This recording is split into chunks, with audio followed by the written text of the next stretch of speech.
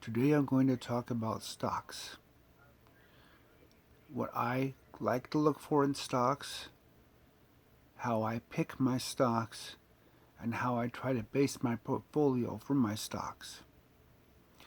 That being said, part of the stock market is part of the things that a lot of people don't like to deal with.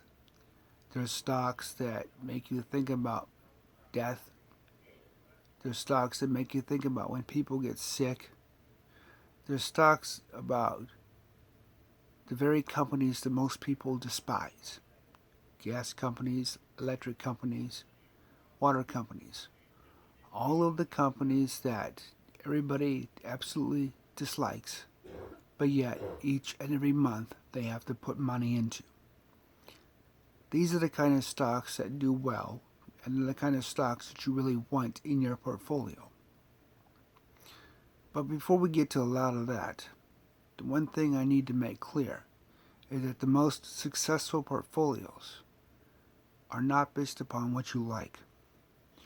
Sadly, solar energy, windmills, wind turbines, wind energy in general, even nuclear energy or the such, they don't do well. They don't have a huge following, and they don't produce very good stock dividends. Companies like Duke Energy, Black Hills, Aquila, even the failed and disgraceful PG&E, like it or not, they're going to be around forever just because everybody needs basic utilities. Even in smart cities with apartments and condos, you still are going to have an electric company, a water company, and a gas company, or some combination thereof. They're good stocks for a long-term portfolio. Some of them have been around for 50 or more years already, and they're looking to be around another 50 to 100 years. They're not going to go away easily. The idea of free electricity is a pipe dream in reality. Why? Because most of Congress owns most of these stocks. Let's face it, somebody making $174,000 a year isn't going to become a multi-millionaire worth $199,000 just through congressional pay. There's going to be more there. And the reality is, a lot of these businesses are part of their portfolios. The other thing that makes good business, particularly in Chicago, New York, and LA, is mortuaries. Yes, that's a grim thought. That's a disgraceful thought to think that these companies profit on high crime and high death. But it's true, they do. Even during the Great Depression, mortuaries did very well. Bad economies make for good business for them. Disgusting, crass, crude, all true.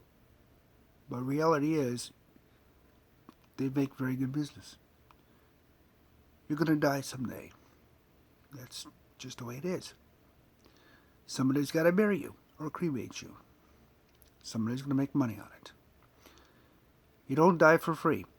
And that's where these stocks do well in long-term portfolios. They're not political. Because no matter what, even politicians die. Whether it's a king or a pauper, doesn't matter. They all dance for the reaper. They all die. Somebody's got to bury them. Somebody's got to pay for it. Even if it's the state that pays for the poor person dying, they still make money. And they make a good investment for your portfolio. If you're looking for building a 401k or your retirement fund, mortuaries and crematoriums are very good staples. So are hospitals. Why? Because before you die, chances are you're going to get sick. Hospitals make a lot of money doing that. And very few cities or counties are going to let their only hospital sink. In fact, a lot of cities and counties have more than one hospital. So that should tell you that hospital real estate is quite profitable. They have bills. They pay for utilities as well. Just means part of your portfolio is going to be double increased. So if you invest in a hospital and you invest in utility companies, you're going to make money twice. Because when you invest in a hospital, people get sick, they go in, they get treated, hopefully they get well. If they don't, they're either going to be cremated or buried. You invest in your mortuaries and crematoriums. Either way, no matter what, both of these businesses still pay for lights, gas, and electricity.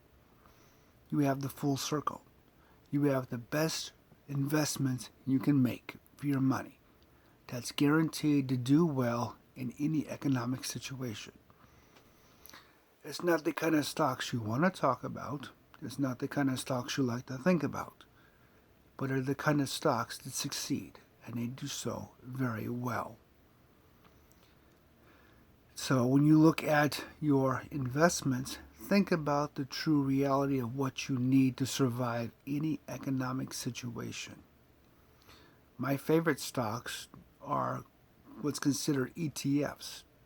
Specifically, I like real estate mortgage REITs or real estate investment trusts. And I like holding hospital REITs. I like holding crematorium and mortuary REITs. And I like holding utility REITs.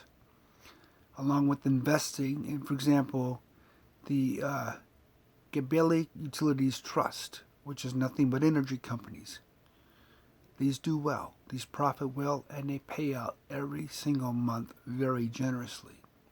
They're some of the highest paying dividends on the market. They're always there, they're always reliable, and they're very good money-making mechanisms for your portfolio. If you want to get into the things you like, I wouldn't go above 5%. Because as we've seen from Solyndra, Solidyne, and countless other good companies, and I say good in the context of good for the environment, they don't last long. But companies like Exxon, Shell, oil companies, they're here forever. In fact, Tom Steyer, one of the biggest Democrat donors, made his entire fortune in the oil industry. Ross Perot, a huge portion of Congress holds oil, shale, so forth. All the dirty stuff that they don't want to talk about, that they're trying to get rid of, they make their money on. Other areas they make their money on are big pharma. Pharmaceuticals are a big profit-making tool. When you look at pharmaceuticals, you look at the fact that when you go to a hospital, they give you medications to make you well. For end of life, they give you medications to help you through the process. So pharmaceuticals play an important role. Are they overpriced? Yes, they are. And they know it, and it doesn't matter. Because no matter what, at some point, you're going to need them. Whether it's in a hospital or in the life, or if you have to take them on a daily basis for some ailment. So they make for a very good recession-proof stock as well. Some of the best pharmaceuticals have been sued over and over into oblivion, and they're still here.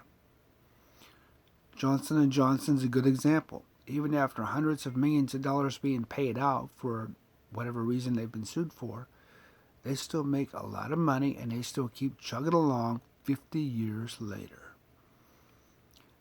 And yes, they'll probably be here 50 more years. Because why?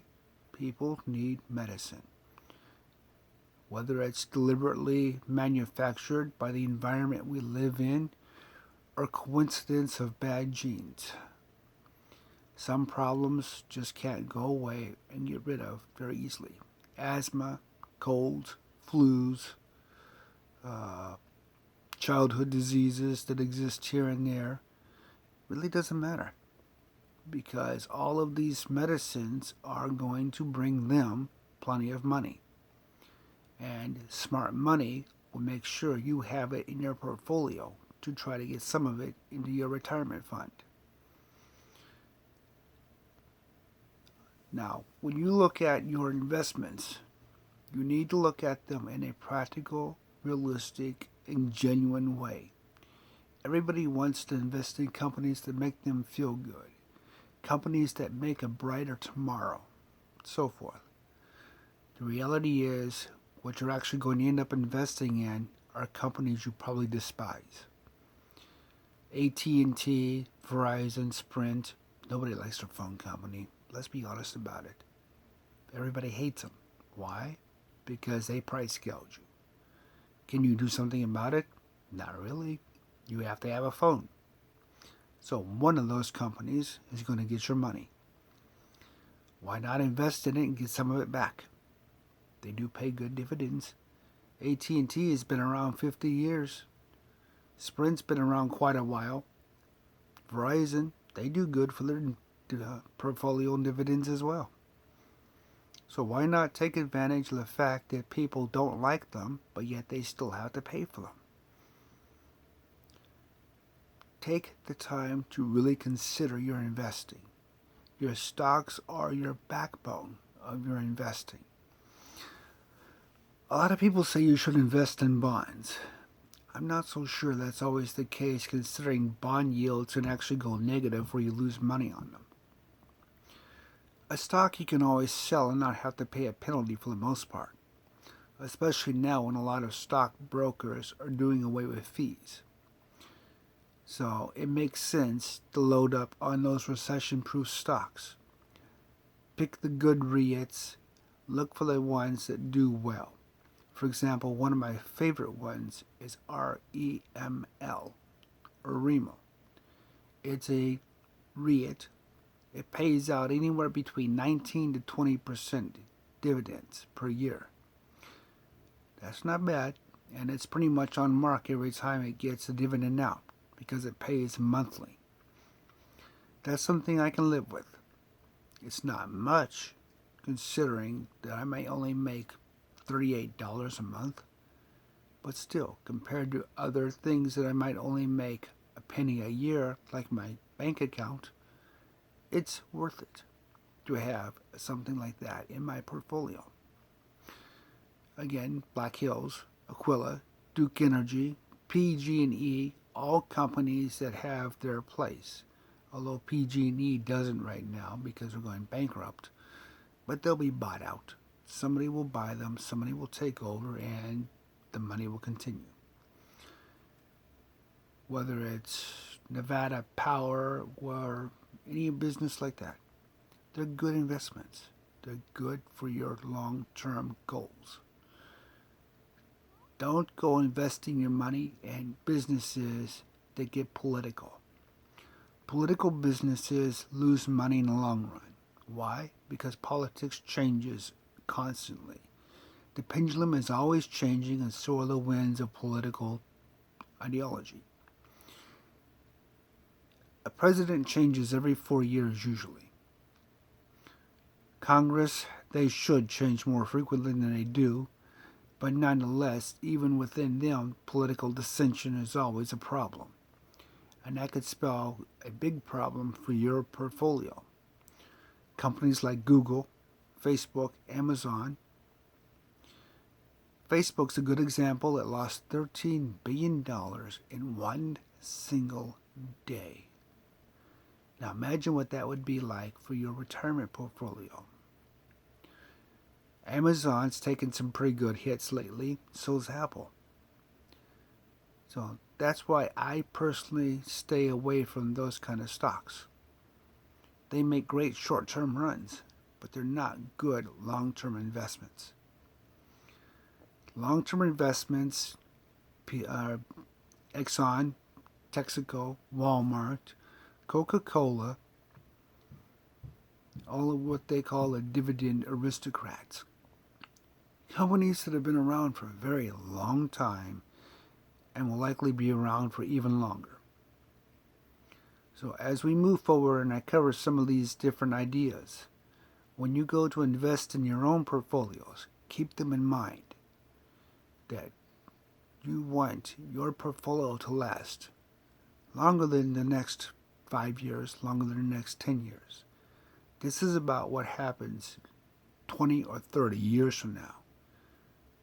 The likelihood of free energy, that's not going to be here anytime soon.